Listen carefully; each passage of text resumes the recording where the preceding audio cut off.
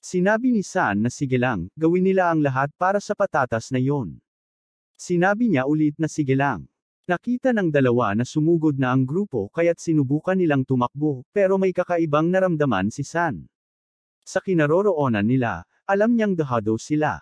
Isa sa mga bata na may hawak ng patatas ay sumipol, at bigla na lang dumating ang grupo niyo para umatake.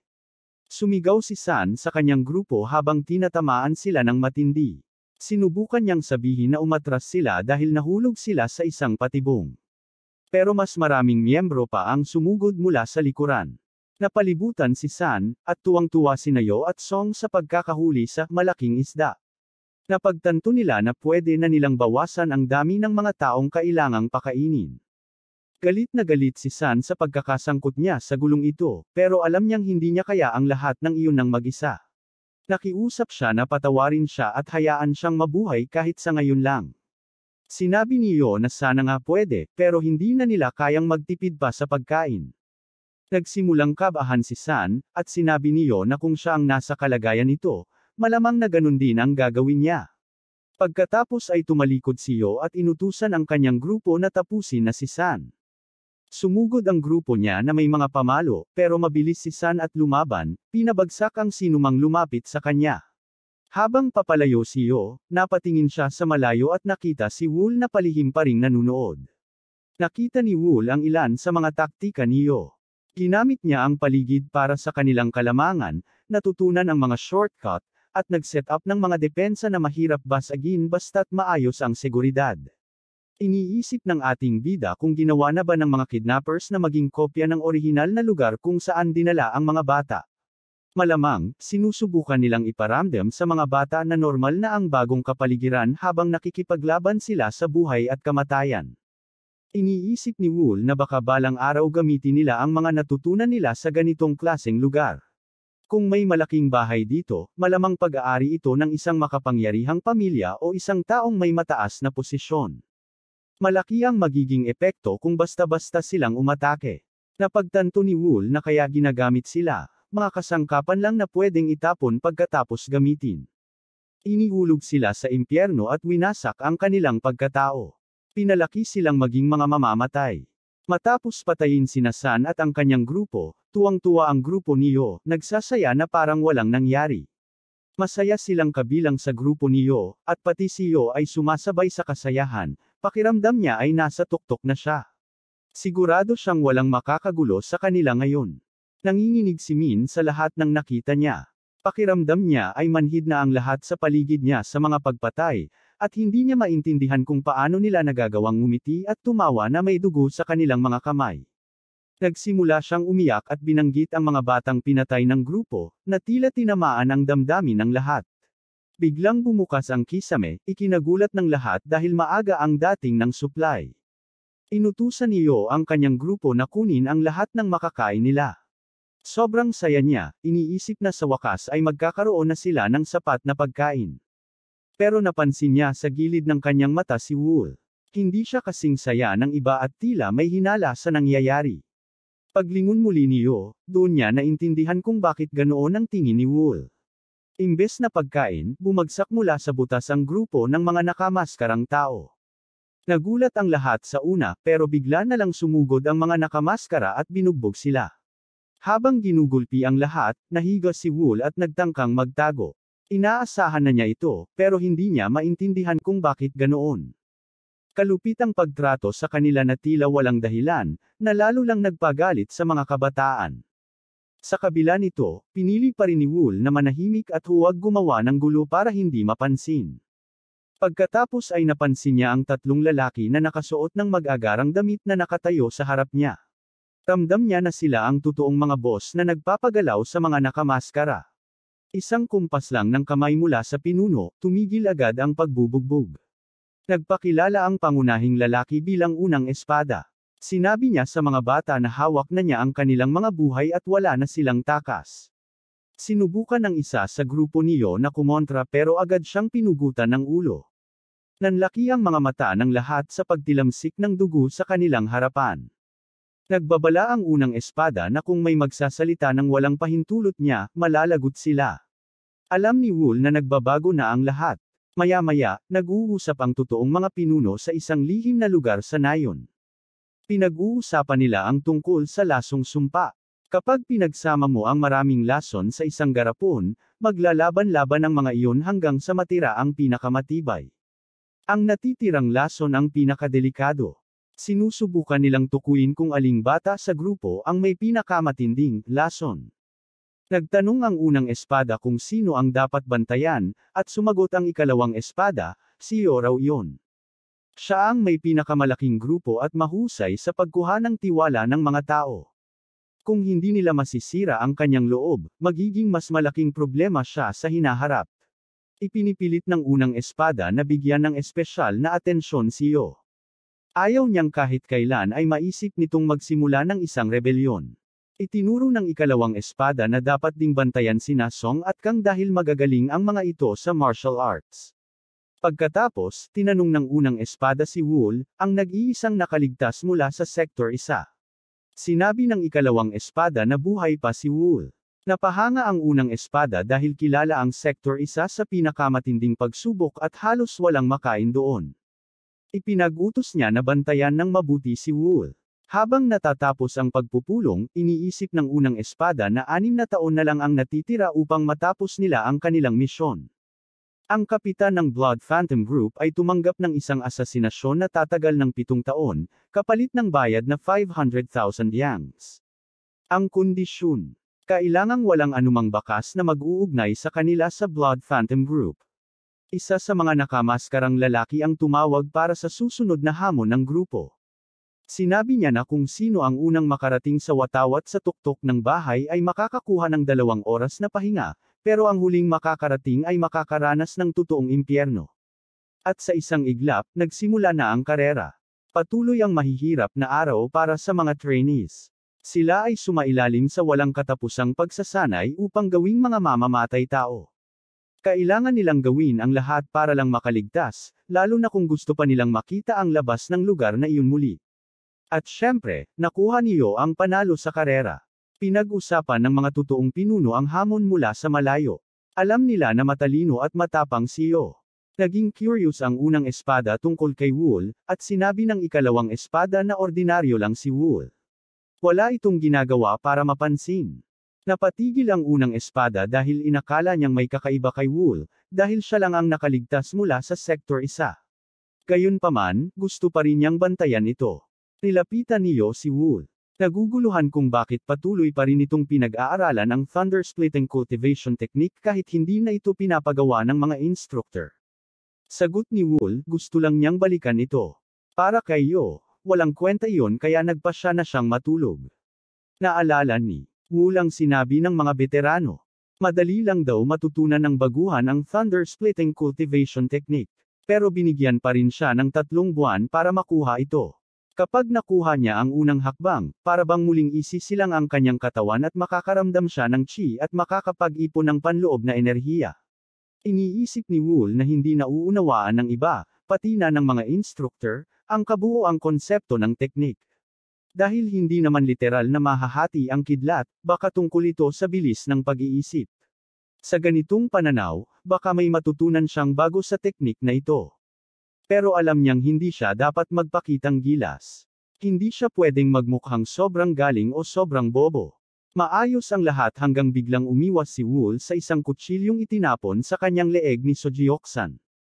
Hindi makapaniwala si Wool na susubukan siyang patayin ng kapwa niya trainee.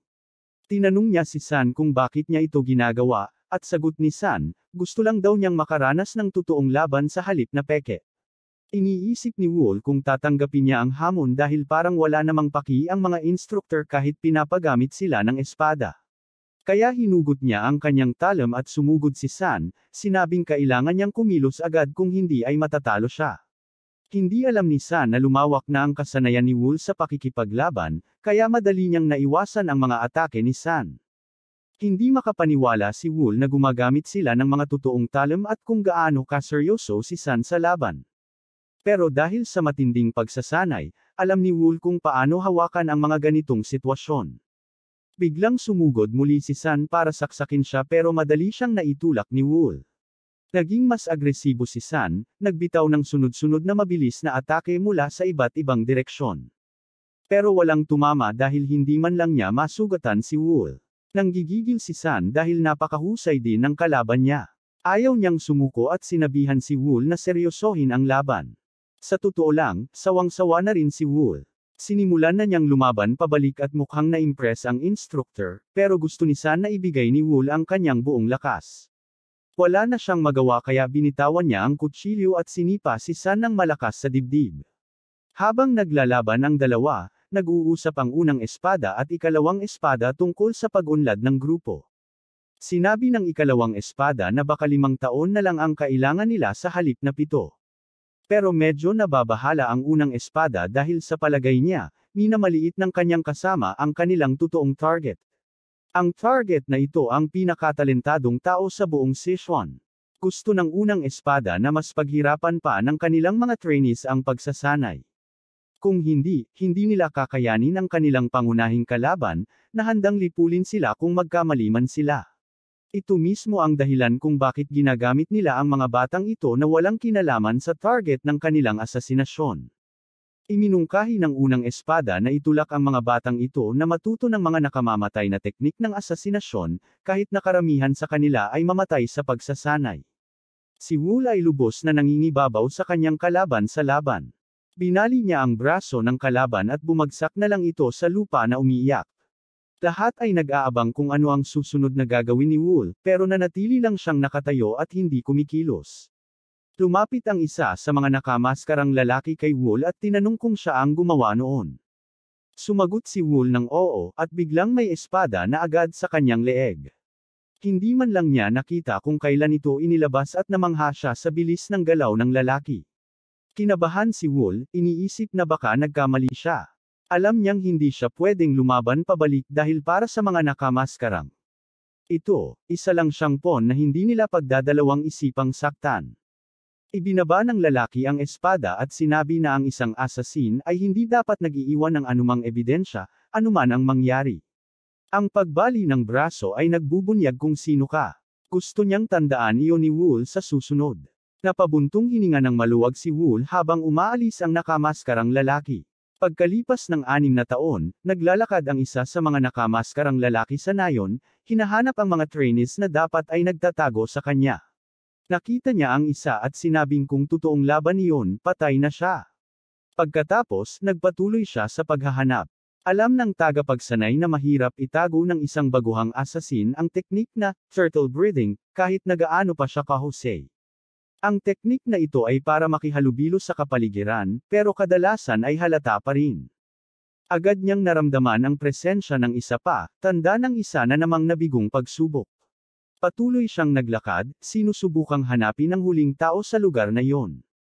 Lam-Ingo-Linga ang nakamaskarang lalaki pero wala siyang makita.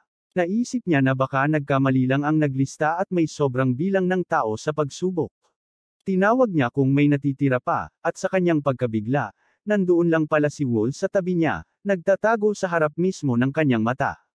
Hindi makapaniwala ang lalaki na hindi niya ito napansin. Matagumpay na natapos ni Wool ang pagsubok at humiling ng pahinga. Pinayagan siya, pero hindi pa rin makapaniwala ang tagapagsanay. Pagbalik ni Wool sa bahay, nasalubong niya sina San at ang iba pa. Tuwang-tuwa si San na makita siya at tinanong kung anong ginagawa niya. Napailing lang si Wool sa mga kalokohang ginagawa ni San at sinabi na baka makalimutan na niya kung ano ang totoong itsura ng mukha nito. Umismid lang si San, sinabing hindi naman mahalaga iyon dahil nakakulong pa rin sila doon.